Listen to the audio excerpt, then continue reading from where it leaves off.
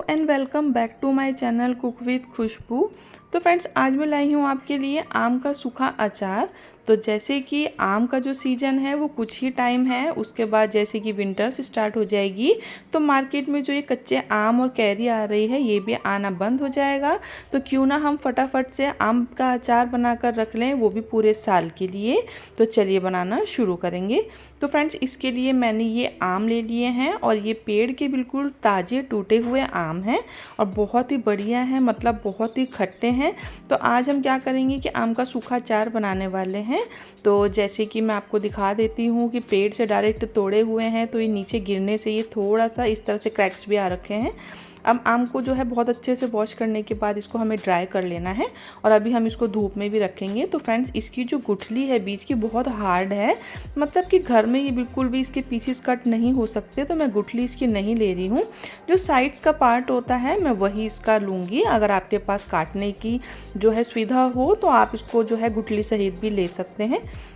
तो इस तरह से फ्रेंड्स मैं क्या करूँगी कि सारे ही आम को एक बड़ी सी प्लेट या थाली में मैंने कर लिया है। ये देखिए, अब जैसे कि जो हमारा आम होता है तो इसमें हमें थोड़ी देर के लिए हल्दी का पाउडर और नमक जो है वो लगा कर रखना है।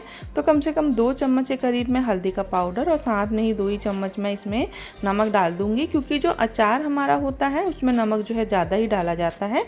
अब अच्छे से हाथों से हमें इसमें मिक्स करना है जिससे कि सारे ही आम के ऊपर इस तरह से नमक और हल्दी लग जाए। तो फ्रेंड्स, अब हम क्या करेंगे, मैं इसको छत पर थोड़ी देर के लिए धूप में रख देती हूँ।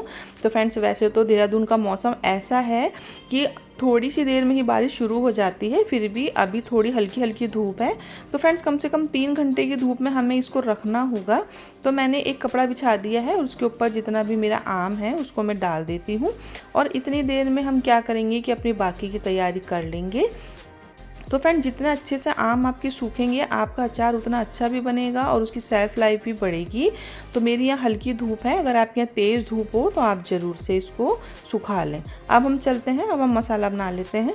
तो सबसे पहले फ्रेंड्स हमें लेने होगा इसमें साबुत धनिया, कोरिएंडर सीड्स जो होती है।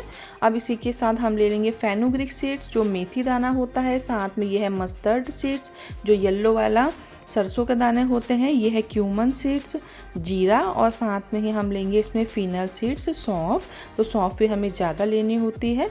इसी के साथ ये है रेड वाली मस्टर्ड सीड्स जो कि लाल वाली राई होती है। इसी के साथ ये है ब्लैक पेपर, काली मिर्च और इसी के साथ ये है कैरम सीड्स जो हमारे पास अजवाइन होती है। तो इतने ही मसालों का हम यूज़ करेंगे। तो फ्रेंड्स, अब हमें क्या करना होगा, इसका मॉइस्चर ख़त्म करने के लिए इसको हल्का सा हमें सेकना होगा। तो गैस ऑन करके मैंने पैन रख दिया था, उसके अंदर सारे ही मसालों को डाल देना है। तो जो लो है फ्लेम उसको रखें आप, मतलब कि मीडियम रखें, ज़्यादा एकदम हाई पर हमें इसको नहीं करना, वरना क्या होगा कि मसाले जो हैं जल जाएंगे और अचार का फ्लेवर बिल्कुल अच्छा नहीं आएगा। इस चीज़ का खास ध्यान रखें। अब हमें क्या करना होगा कि फटाफट से गैस को बंद करने के बाद इसको प्लेट्स में निकालना होगा। मसाले को बिल्कुल भी आप जो है पैन में ना छोड़ें। अब इस तरह से इसको थोड़ा सा ठंडा करेंगे और उसके बाद हम इसका एक दरदरा सा पाउडर बना लेंगे। तो बिल्कुल फाइन पाउडर नहीं बनाना है, आप देख रहे होंगे कि दरदरा सा पीसा है। अब फ्रेंड्स, ये है जो 1 घंटा ही हुआ था और मेरी यहाँ पर बारिश शुरू हो गई हल्की हल्की सी, तो मैंने इसको उठा लिया है। तो 1 घंटे की धूप भी मैं मुश्किल से लगा पाई हूँ। आप क्या करें, आपके तेज़ धूप हो और आम का सूखा अचार बनाने के लिए 3 घंटे ज़रूर से रखें। अब मैंने इसको ले लिया है। अब मैंने इसको बाउल में डालकर इसमें डाल दी है कलौंजी जो होती है और साथ में ही सौंफ जो होती है उसको मैंने थोड़ा डाल दिया है। अब इसी के साथ हम इसमें पिसा हुआ जो हमने मसाला अचार का बनाया है उसको डाल देते हैं। इसी के साथ हम डाल देते हैं इसमें ये है लाल वाली तीखी वाली मिर्ची जो होती है 1.5 चम्मच के करीब, और इसी के साथ हम डालेंगे इसमें कच्चा वाला सरसों का तेल। तो फ्रेंड्स, इसके अंदर जो है हम ऑयल को मतलब गरम करके नहीं डालेंगे, कच्चा डालेंगे। उसके बाद हमें इसको 1 हफ्ते तक धूप में रखना होगा। अब हम इस तरह से इसको मिक्स कर लेते हैं। तो फ्रेंड्स, हल्दी और नमक हम पहले ही लगा चुके थे, इसीलिए मैंने नहीं डाला है। तो फ्रेंड्स, मैंने आपको एक रेसिपी आम की पहले भी दी थी। तो ये आम का जो अचार है मैंने एक साथ ही दोनों को बना लिया था। एक मैंने चने की दाल में बनाया था, उसकी रेसिपी मैं दे चुकी हूँ, और ये मैंने सूखा अचार बनाया है। तो इस तरह से फ्रेंड्स, कच्चा हमें तेल इसमें डालना होगा और ये बहुत बढ़िया सा हमारा जो है अचार बन के रेडी हो गया है। अब हम डाल देते हैं वाइट वाला विनेगर, सिरका, इससे कि इसकी सेल्फ लाइफ जो है वो बहुत अच्छी आ जाती है।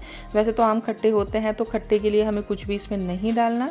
वाइट वाला सिरका डालने के बाद ऊपर नीचे करके अच्छे से इसको हम मिक्स कर देते हैं। तो फ्रेंड्स ये बहुत बढ़िया सा हमारा आम का जो अचार है बनकर रेडी हो गया है। तो आप इसको पूरे साल के लिए स्टोर करके रख सकते हैं, ये बिल्कुल भी ख़राब नहीं होता। बस एक चीज़ का ध्यान रखें कि जब हम इसे किसी कंटेनर में भरें तो कंटेनर हमारा सूखा होना चाहिए और उसके बाद गीला चम्मच वगैरह इसमें कभी भी हमें नहीं डालना होता। और इसी के साथ फ्रेंड्स जो सरसों का तेल होता है वो ऊपर तक हमें कंटेनर में भरना होता है। जितना ही इसमें तेल होगा उतनी ही अचार की शेल्फ लाइफ बढ़ती है।